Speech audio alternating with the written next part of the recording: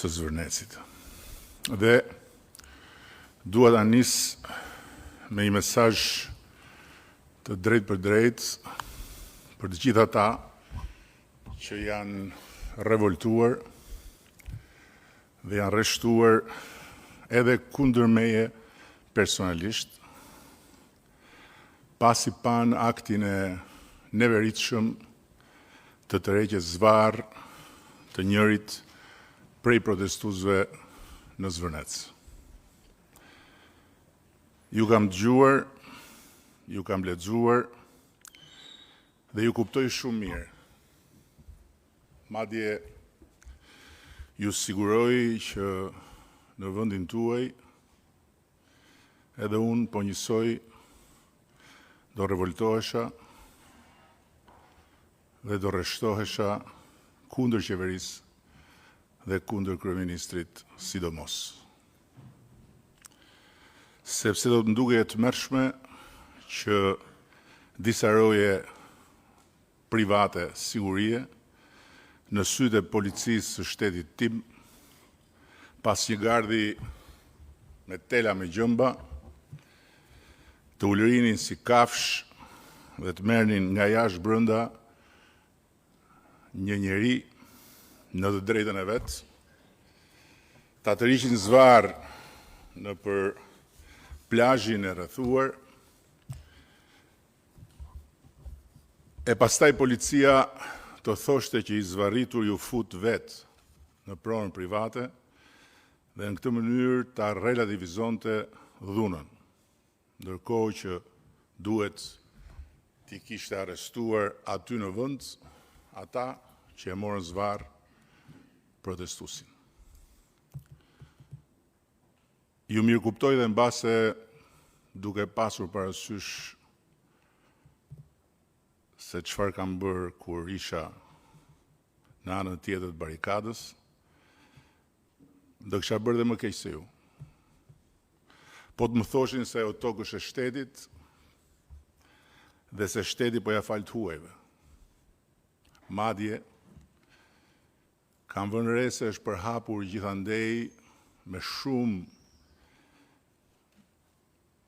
helm nga pas edhe legjenda se shteti po ja fal atë tokë Izraelit për të sjellë palestinezët në Zvërnec. Po të më thoshin se aty janë futur ca rus që në bashkëpunim me oligarkët shqiptar po rrafshojnë zonën e mbrojtur dhe do ndërtojnë pallate.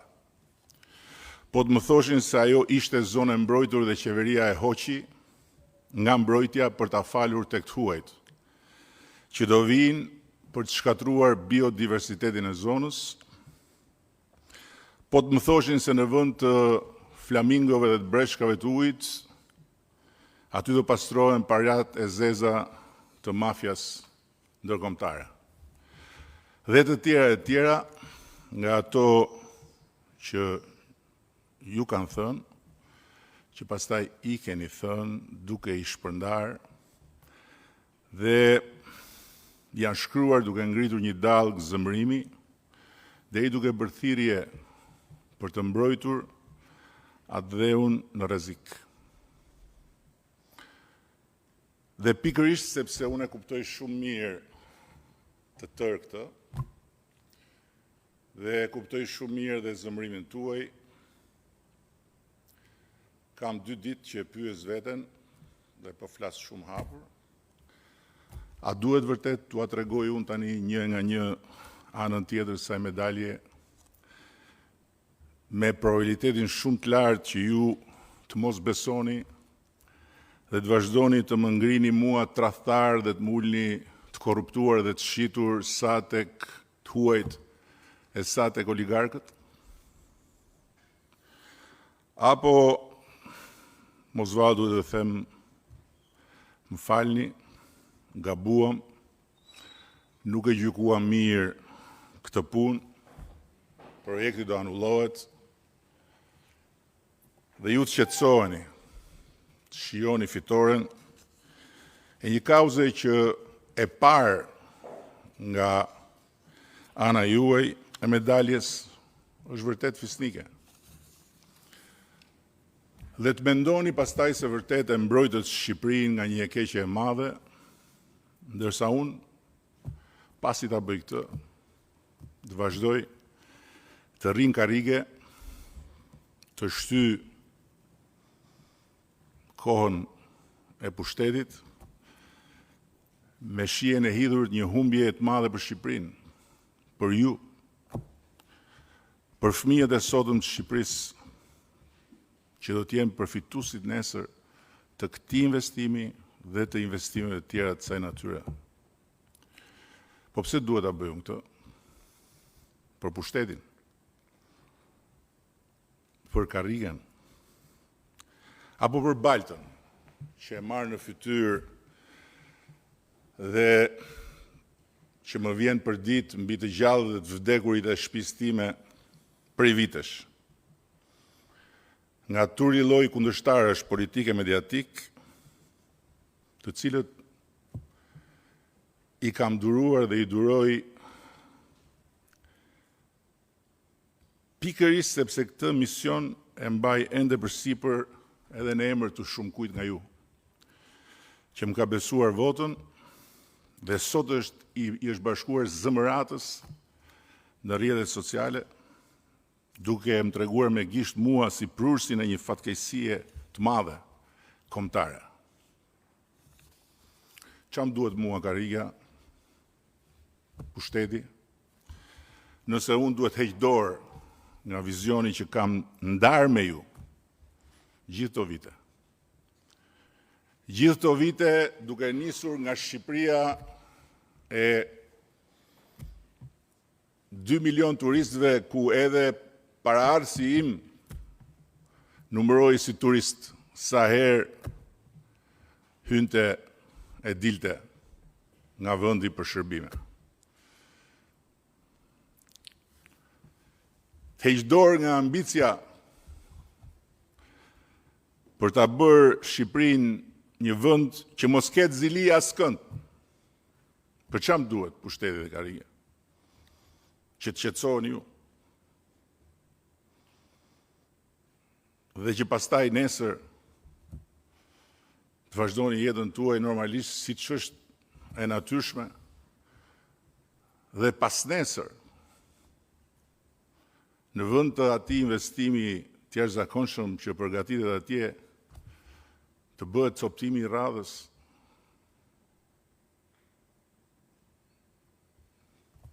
golemi i radhës, se ju do rroni më shumë se unë dhe do shikoni se aftësia dhe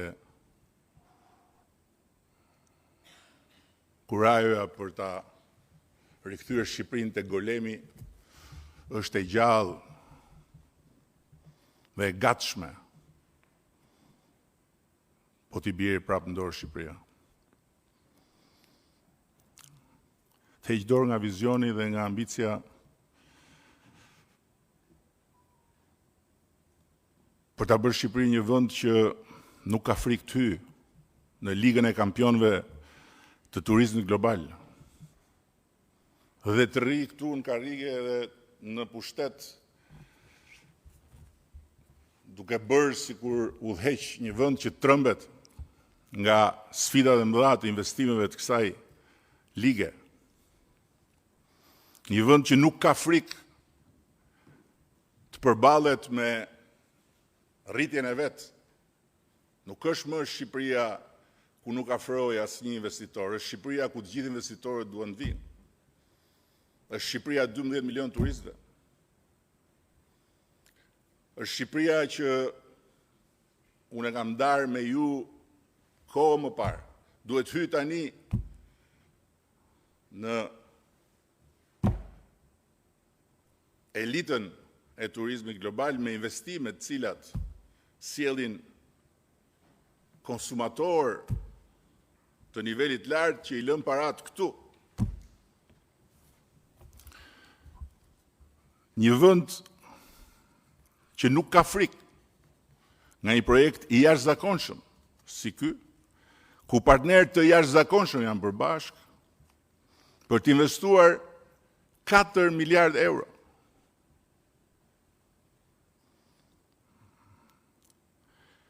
jo si ndërtues, që ndërtojnë, shesin dhe ikin, si ata që kanë ndërtuar edhe pallate në Tiranë dhe pastaj ja kanë lënë banorëve që s'marrin dot hipotekën. Po si pronar të terrenit, të cilin e kanë bler me para, të mbikëqyrura në mënyrë strikte nga agjencia jonë kundër pastrimit të parave dhe nga partnerët ndërkombëtar që bashkëpunojnë me atë agjenci. 1 për 1, euro për euro, me bankë. Dhe jo nga Izraeli, që mund të ishte fare mirë dhe Izraeli, po nga Katari, që nuk besoj se mund të konsiderohet nga ata që i thonë vetes musliman, por vetëm musliman nuk janë, vetëm Allah dhe Kur'an nuk kanë, sepse bëjmë përdit krimin e ndaluar nga Kur'ani për të helmuar njerëzit me shpifje.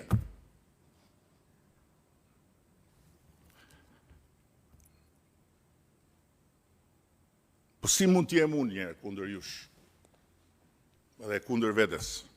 Dhe si mund t'jen gazetat e Greqis, aleatët tuaj në mbrojtjen e mjedisit Shqipërisë?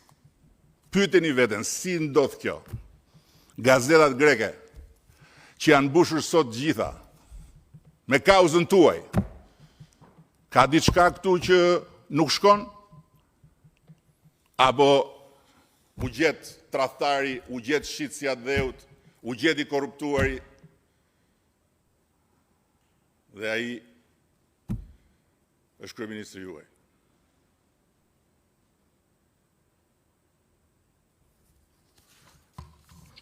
Thënë këto dhe ndjes nëse jam shumë i drejt për drejt dhe mbase edhe emocional, por kjo është ndjesia ime. Se për mua këto janë ditë shumë të habitshme. Janë ditë të habitshme që për herë të parë më kanë bërë të mendoj edhe që